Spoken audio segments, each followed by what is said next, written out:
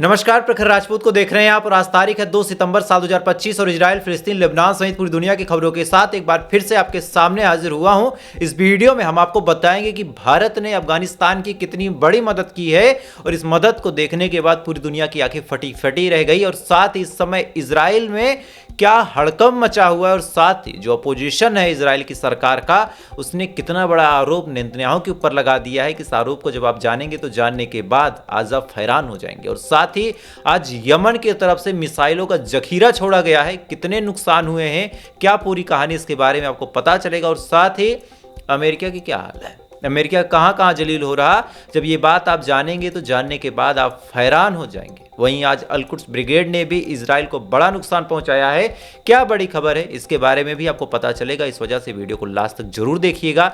Channel पे नए हैं तो वीडियो को लाइक कर ले, चैनल को सब्सक्राइब करके अपना प्यार दे दें और साथ ही इजराइल और फिलिस्तीन की जंग में आप किसके साथ खड़े हैं एक बार कमेंट करके जरूर बता दें। और साथ ही जिसके लिए आप कमेंट करें उसके लिए आप दुआ भी जरूर कर दें, क्योंकि जब आप दुआ करते हैं तो आपकी दुआ उस देश को जरूर लगती है। आज नहीं लगेगी, 5 दिन बाद लगेगी, 10 दिन बाद लगेगी, लेकिन अगर आप सच्चे दिल से दुआ करते हैं तो आपकी दुआ कबूल जरूर करेगा ऊपर वाला। तो आप दुआ करते रहें। तब तक एक एक करके मैं आपको खबरें बताता हूं और सबसे पहले खबर मैं आपको अफगानिस्तान की बताऊंगा। अफगानिस्तान में जो भूकंप आया था, इस भूकंप की वजह से अब तक कम से कम 800 से ज्यादा लोगों के मारे जाने की खबर है। 1500 से ज्यादा लोग ऐसे हैं जो बुरी तरीके से इंजर्ड हैं, यानी 1500 लोग अभी भी जिंदगी और मौत के बीच जूझ रहे हैं। इनकी भी जिंदगी बड़ी मुश्किल में है। अगर सही टाइम पे सही इलाज मिल जाता है तो शायद इनकी जिंदगी बचाई जाए। बाकी उनमें से कई ऐसे हैं जो सीरियसली इंजर्ड हैं, यानी उनकी जिंदगी इस समय एक पतले डोर पे टिकी हुई है। इधर इंजर्ड हैं लोग, इधर 800 के करीब लोग मारे गए। लेकिन आप एक बड़े तबके के बारे में सोचिए जिसका घर चला गया, जिसका सब कुछ चला गया, वो रहेगा कहाँ? उनके रहने के लिए, उनके खाने के लिए, उनके पीने के लिए तमाम समस्याएं पैदा हो गई। आप उसका एक छोटा सा नुमाइंदा देखिए कि गाजा में जब इजराइल ने घरों को तबाह कर दिया तो गाजा के लोग कहाँ जाएं? वहाँ तो छोटे मोटे एड ग्रुप है जो खाना पहुंचा देते हैं। अफगानिस्तान में इतनी जल्दी कौन खाना पहुंचाएगा? और अफगानिस्तान के हालात इतने ठीक भी नहीं है कि अपनी आवाम को यूं ही बैठा के अफगानिस्तान की जो सरकार वो खाना खिला दे। ऐसे हाल में हमारा अपना देश मदद के लिए आगे आता है। सबसे पहले 1000 टेंट इस समय अफगानिस्तान के लिए भेजे जा चुके हैं। साथ ही कम से कम 15 टन खाना वहां पे भेजा गया है उन लोगों के लिए जो भूकंप में पीड़ित हैं, और 15 टन खाना कम से कम वो लोग महीनों तक खाएंगे। तो भारत ने बहुत बड़ी मदद की है अपने दोस्त अफगानिस्तान के लिए, या फिर यूं कहें इंसानियत के लिए। इससे पता चलता है कि हम हिंदुस्तानियों का, हम भारतीयों का जो जिगरा है कितना बड़ा है। हम मदद करने में एक कदम भी पीछे नहीं हटते और ऊपर वाला ऐसी नेमत और ऐसी ताकत दे कि बिना जाति धर्म मत मजहब हम देखें, किसी भी जरूरतमंद की जब देखें कि उसको मदद की जरूरत है तो हम फौरन मदद कर दें। बहरहाल अभी भी भारत कोशिश कर रहा है कि और भी मदद पहुंचाए ताकि अफगानिस्तान में जो हमारे भाई हैं उनको कोई दिक्कत, कोई परेशानी ना हो। खैर, अगली खबर का रुख करते हैं। अगली खबर गाजा से निकल के सामने आ रही है। अफगानिस्तान में जहां भारत ने, चूंकि भारत देखिए पड़ोसी था, फौरन खाना पहुंचा देता है। इस वजह से जो लोग एक्सीडेंट में मारे गए उनकी बात आप हटा दें तो बाकी लोग भूखमरी से नहीं मरेंगे। लेकिन गाजा जो इतने मुस्लिम कंट्रीज के बीच बसा हुआ है, तमाम लोग कहते हैं कि भाई हम तो केवल अल्लाह से डरते हैं, लेकिन अल्लाह और डर के बीच जब इजराइल आके खड़ा हो जाता है तो अल्लाह को भी भूल जाते हैं। आज गाजा की आपको सूरत हाल बताऊं, गाजा में 98 लोग आज मारे गए हैं। पिछले 24 घंटों का रिकॉर्ड है कि 98 लोग मारे गए हैं और इन 98 लोगों में 9 लोग ऐसे हैं जो भूख से मरे हैं। साथ ही 46 लोग ऐसे हैं जो मदद की राह पे बैठे थे, लेकिन उनको रोटी की जगह गोली नसीब हो गई इजराइल की बंदूकों से। तो आज 24 घंटे के अंदर 98 लोग मारे गए, उसमें से 9 भूख से मारे गए, 46 मदद के लिए बैठे थे उनको मार दिया गया, और बाकी जो लोग थे वो यूं ही मार दिए गए। यानी एक एक दिन में सैकड़ों लोगों को मारने का काम इजराइल कर रहा, लेकिन इसके बावजूद किसी में दम नहीं है। आसपास के देशों में, चाहे वो जॉर्डन हो, चाहे इजिप्ट हो, चाहे कतर हो, चाहे लेबनान हो, किसी में ना ही इच्छा है ना ही ताकत है कि वो खाना खिला सके। तो आप सोच के देखिए कि ये इनकी असली सच्चाई है। ये बस बड़ी बड़ी बातें करते हैं, बाकी इनके अंदर और कुछ दम या ताकत नहीं है। खैर, ऐसा नहीं है कि अगर कोई गाजा की मदद नहीं कर रहा तो इजराइल हावी होता चला जा रहा। इजराइल के भी हाल बड़े खराब हैं। अमेरिका का इतना सपोर्ट होने के बावजूद भी आज नेतन्याहू की जो सरकार है अपने आप में ही घिर गई है। दरअसल एक अपोजिशन के लीडर है, क्योंकि अब इजराइल में भी चुनाव नज़दीक आ रहे हैं, तो अपोजिशन के जो लीडर हैं, जो इस बार अगर चुनाव जीते हैं तो प्रधानमंत्री भी बन सकते हैं, इनका नाम है यायर लैपिड। यायर लैपिड ने आज तेल अवीव के अंदर प्रेस कॉन्फ्रेंस की और अपनी आवाम को एक बात बहुत सही तरीके से समझा दी। इनका कहना है कि अगर नेतन्याहू दोबारा प्रधानमंत्री बन गया तो फिर कोई भी यहूदी बचेगा नहीं। अब आप ये बात जब सुनेंगे तो सुनने के बाद आपके दिमाग में एक ही ख्याल आएगा कि भाई नेतन्याहू तो मार रहा है, तो फिर यहूदी क्यों नहीं बचेंगे। अगर ये कहा जाए कि भाई मुस्लिम नहीं बचेंगे तो समझ में आता है, लेकिन यहूदी नहीं बचेंगे ये कैसे पॉसिबल है। तो पॉसिबल है। जिस हिसाब से पूरी दुनिया की दुश्मनी नेतन्याहू की वजह से यहूदियों से हो गई है, जिस वजह से पूरी दुनिया के लोग आज यहूदियों से, इजरायलियों से नफरत करते हैं, कौन गारंटी लेगा कि यहूदी कहीं जाएंगे तो सुरक्षित रहेंगे। आज गजा कमजोर है, उसको इतना मारा जा रहा। जब गजा कभी मजबूत होगा, जब फिलिस्तीन कभी अपने पैरों पे, अपने कदमों पे खड़ा होगा, तो क्या फिलिस्तीन सब कुछ भूल जाएगा। जितने जख्म इसको मिले क्या फिलिस्तीन भूल जाएगा? कभी नहीं भूलेगा। फिलिस्तीन बदला लेगा। और यही चीज लेके जो यायर लैपिड है, इन्होंने कहा कि नेतन्याहू को कुर्सी से हटाना है और साथ ही हमें गजा के साथ सीज फायर भी करना है। हालांकि अभी अपोजिशन में है, अभी अपोजिशन में है, लेकिन कभी तो ये पावर में आएंगे। इधर एक और खबर आई, जिस खबर के बाद इस समय इजराइल की सरकार हिल गई है। एक हमास के फॉर्मर पॉलिटिशियन है, यानी एक शख्स जो कभी हमास में थे लेकिन उन्होंने हमास का दामन छोड़ दिया। इनका नाम है इस्माइल हानिया। नाम आपने सुना होगा, इस्माइली हानिया। इस्माइली हानिया ने इजराइल के अंदर अपना घर ले लिया। इनके एक रिलेटिव थे, इनको घर लेना था, तो ये कहीं और न लेके इजराइल के ही अंदर ले लेते हैं। अब यहाँ पे दो सवाल है कि अगर इजराइल की सरकार की मर्जी के बिना इन्होंने ले लिया, तो फिर आप सोच के देखिए कि इजराइल की सुरक्षा व्यवस्था में, इजराइल की खुफिया एजेंसी में कितना बड़ा सेंध लग गया कि भाई साहब इजराइल की सरकार को पता भी नहीं चला और हमास का एक लीडर, उसके घर वाले आके यहाँ पे घर ले लेते हैं और लेने के बाद रहने भी लगते हैं। अच्छा, और अगर इजराइल की सरकार को पता है, तब सच में टेंशन की बात फिलिस्तीनियों के लिए। कैसे, ये भी आपको समझाता हूँ। कई बार ऐसा हुआ कि इजराइल ने जब हमले किए तो हमले बड़े सटीक थे। बड़े बड़े नेताओं को मार दिया, जैसे हूतीस के प्रधानमंत्री को मार दिया, हसन नसरल्ला को मार दिया, इधर ईरान में भी कई लोगों को मार दिया। तो वहां पे एक सवाल खड़ा होता है कि भाई कोई तो अंदर का गद्दार है जो जानकारियां देता है। अब कोई अंदर का जानकार है और गद्दारियां देता है, और हमास के एक लीडर का इजराइल के अंदर ही घर ले लेना, कहीं ना कहीं से दोनों के बीच कुछ तो रिलेशन है।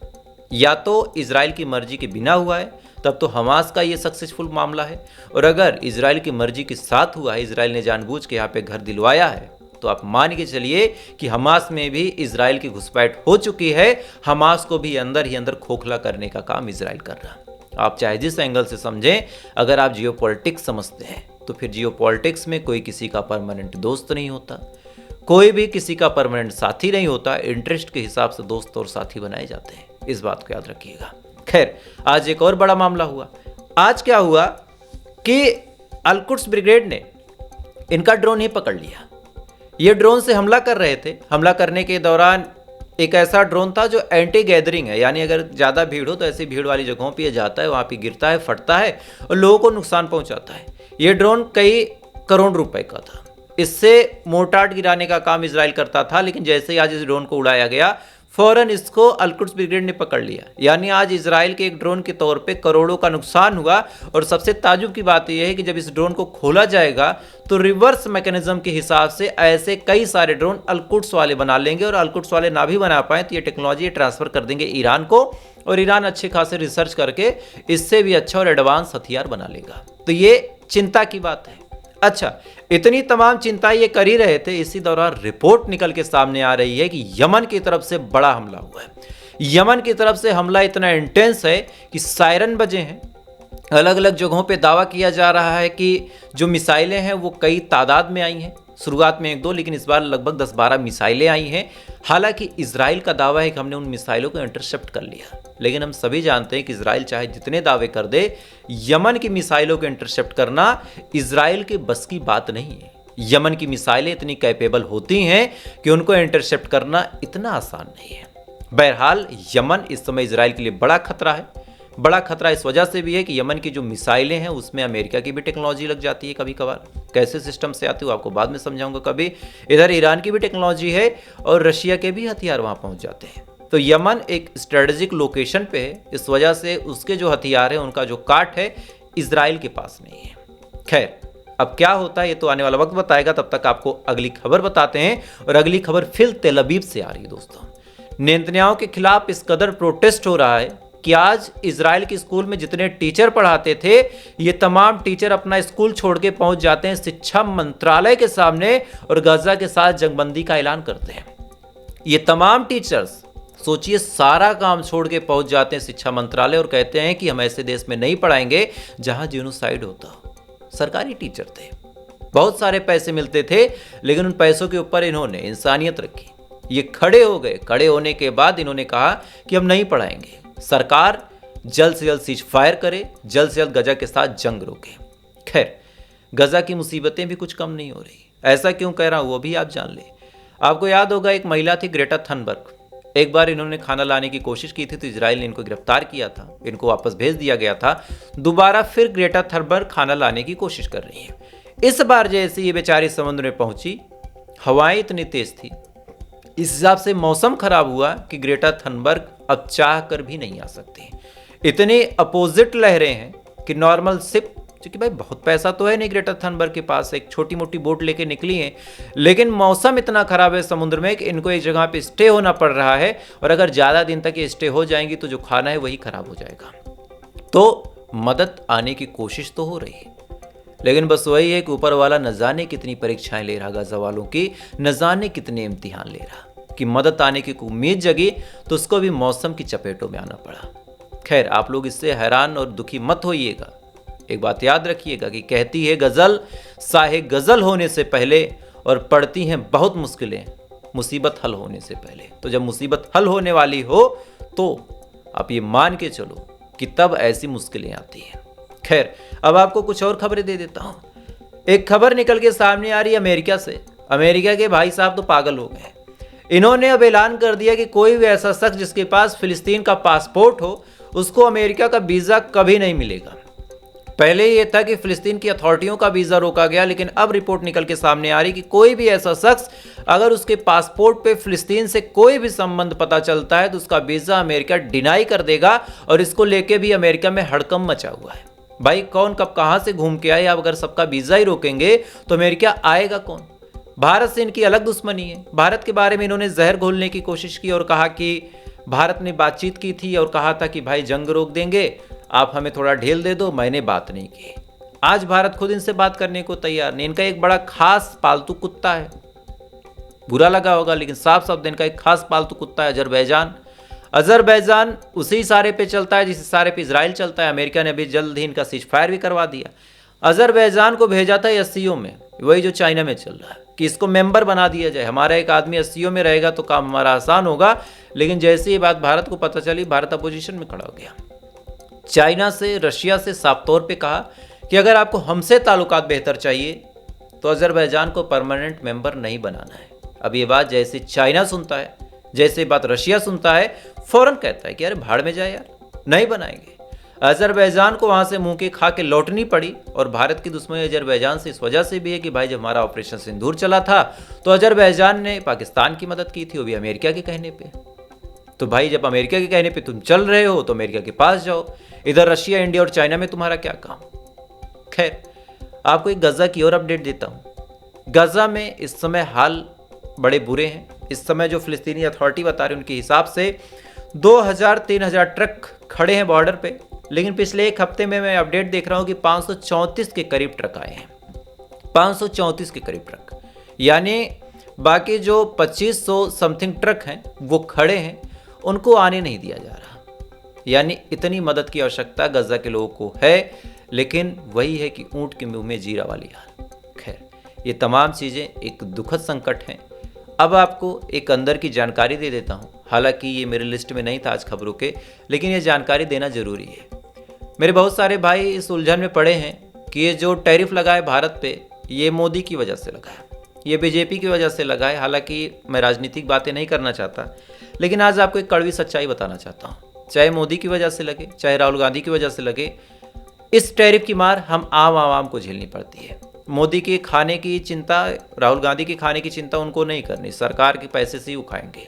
अब आपको एक सच्चाई बताता हूँ, दरअसल ये टैरिफ लगा क्यों। ये टैरिफ रशिया यूक्रेन जंग की वजह से भी नहीं लड़ा है। असल मामला यह है कि डोनाल्ड ट्रंप को चाहिए Nobel peace prize. Donald Trump चाह रहे हैं कि एनी हाउ मेरा नाम उसमें नॉमिनेट हो जाए। इसके लिए उन्होंने भारत के साथ एक प्रपोजल रखा था कि मैं सीज फायर करवाना चाहता हूं। भारत ने भी कहा, पाकिस्तान ने भी कहा कि ठीक है आप करवा लीजिए, हमें कोई दिक्कत नहीं। दोनों ने आपस में सीज फायर कर भी लिया। अब भारत ने फौरन एक मामला और बोला। इस मामले पे पाकिस्तान तो उछल के कहने लगा कि हाँ ठीक है हमें कोई दिक्कत नहीं, लेकिन भारत वहां पे अड़ गया। दरअसल अमेरिका ने प्रपोजल दिया था कि भारत और पाकिस्तान के बीच ये जो कश्मीर का मुद्दा है, इस मुद्दे पे हम मेडिएशन करना चाहते हैं, हम समझौता करवाएंगे। पाकिस्तान कूद पड़ा। पाकिस्तान ने कहा हाँ भाई ठीक है आप करवाओ, लेकिन भारत ने कहा कि हम तो पड़ोसियों का मामला है, ये हमारा इंटरनल मामला है। अमेरिका कौन होता है इसमें बीच बचाव करने वाला। अब ये बात जब बोल दी गई तब अमेरिका को लग गई मिर्ची। ट्रंप को लगा कि यार अगर मैं भारत और पाकिस्तान का सीज फायर नहीं करवाऊंगा तो ऐसे हाल में फिर मुझे नोबेल पीस प्राइज कैसे मिलेगा, क्योंकि रशिया यूक्रेन का जंग तो रुकने से रहा। तब इन्होंने भारत को डराना शुरू किया। इनके दिमाग में बस एक ही ख्याल है कि एनी हाउ भारत हमारे सामने डर जाए, झुक जाए, टूट जाए और हमको कश्मीर के मुद्दे पे एक बार मेडिएशन करने को मिल जाए और एक बार हम मेडिटेशन करने को पा जाए, वहां पे मेडिएशन करने को पा जाए, तो फिर हम बता दें कि देखो हमने इतना पुराना मुद्दा सुलझा दिया, अब तो मुझे दे दो ना, ये दे दो ना साहब, दे दो। वो है ना राजपाल यादव की देना देना देना। इस हिसाब से इनकी भूख है, इस हिसाब से जुटे पड़े हैं कि एनी हाउ इनको नोबेल पीस प्राइज मिल जाए, इसके लिए कीमत चाहे जो हो। खैर भारत अब नहीं झुकेगा, आप ये भूल जाइए, भारत नहीं झुकेगा। चाहे हमारा प्रधानमंत्री मोदी हो, चाहे राहुल गांधी हो, कोई भी हो, नहीं झुकेगा। चूंकि एक खास बात आपको बताता हूं, बहुत सारे लोग राजनीतिक लड़ाइयों में भूल जाते हैं कि ओवैसी साहब ने क्या कहा था। ओवैसी साहब ने साफ तौर पे कहा था कि हमारे राजनीतिक अखिलियात हो सकते हैं, लेकिन जब मामला हमारे देश का आएगा तो हम किसी के आगे नहीं झुकेंगे, किसी भी सिचुएशन में नहीं झुकेंगे, जिसमें जो दम हो कर ले। और ये गट्स जिस देश के हर नेता में, आप सोचिए कि ओवैसी साहब विपक्ष में थे, लेकिन जब हमारे देश का मामला आया सबसे पहले ओवैसी साहब खड़े हुए। ये हमारे देश की खूबसूरती है। यहाँ भले ही छोटी मोटी झड़पें हों, आज भी प्रखर राजपूत टीका लगा के इजराइल फिलिस्तीन की कहानी सुनाता है और लाखों लोग देखते हैं, हजारों, 50,000, 30,000, 40,000 टीका लगा के बोलता हूं। किसी और देश में होता तो मामला ऐसा ना होता। ये हमारे देश की खूबसूरती है और अमेरिका की बस की बात नहीं कि हमारे देश की खूबसूरती को खराब कर सके। खैर, तो फिलहाल ये थी पूरी अपडेट। थोड़ी देर बाद गाजा की और बड़ी खबरों के साथ एक बार फिर से आपके सामने हाजिर होऊंगा। अल जजीरा से खबरें मिलनी अब थोड़ी सी मुश्किल है और उसके पीछे कारण ये है कि अल जजीरा के ज़्यादातर पत्रकारों को मार दिया गया। तो अब हम अलग अलग रेजिस्टेंस नेटवर्क में घुस के आपके लिए खबरें लाते हैं। अब काम बड़ा मुश्किल है। इस समय जिस सिचुएशन पे, जिस टाइम पे मैं शूट कर रहा हूँ, आपको टाइम बताऊंगा, 4:39 सुबह के हैं। जग रहा हूँ। अब एडिट करेगा तब जाके आपको ये वीडियो मिलेगी। तो मेहनत लगती भाई। बहरहाल आप लोग का प्यार बना है तो मेहनत की क्या बात है, मेहनत तो हम करते रहेंगे, बस आप लोग का यूं ही सपोर्ट बना रहे। बाकी थोड़ी देर बाद फिर मुलाकात होगी ऐसी किसी खबर के साथ। तब तक आप अच्छे रहिए, खुश रहिए, ऊपर वाला आपकी हिफाजत करे।